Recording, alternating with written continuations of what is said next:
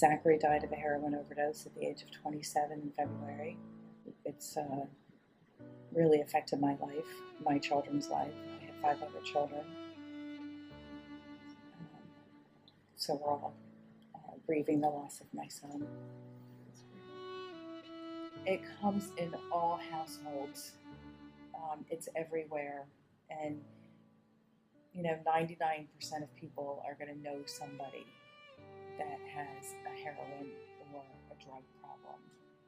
And he started not doing well at school, hanging around with the wrong crowd of kids,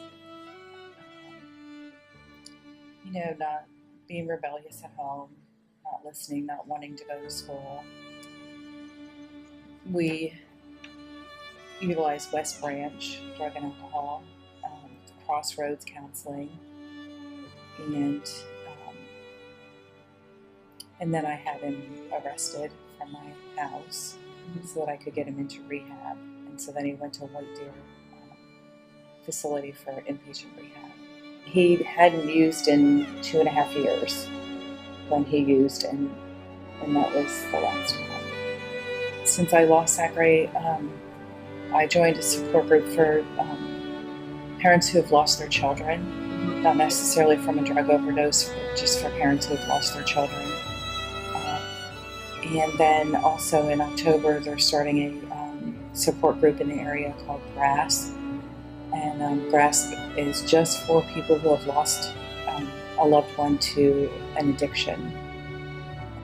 If you know of anybody that you think is using drugs, whether it's heroin or marijuana or cocaine or anything, I highly recommend that you just be real honest with them, and ask them and talk to them and be straightforward with them about it, because what they're doing with drugs today is not the same 30 years ago or 20 years ago. You can't stop somebody from using drugs unless they really want to stop, but you can make somebody else aware or make them aware that you know, and it may help.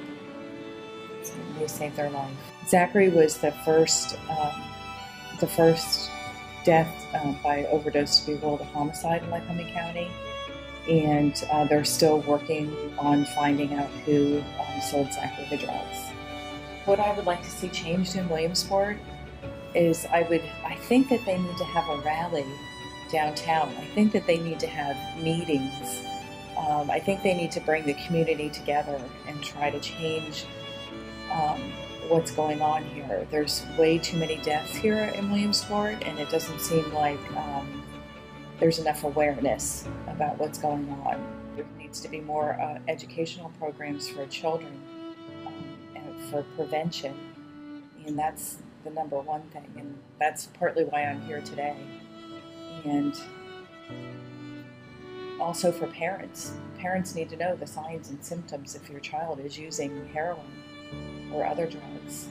The big thing is that marijuana is a gateway drug, and so are other drugs. It leads to cocaine, it leads to heroin, that when not enough of a high is being given, or there's peer pressure to use other drugs that lead to that. And dealers give away heroin for free so that they can get somebody hooked and they come back and buy more drugs from them. Only one-time use of heroin won't get you addicted, and it's not worth it because it affects you for the rest of your life. And my son knew that, and he didn't want to be addicted.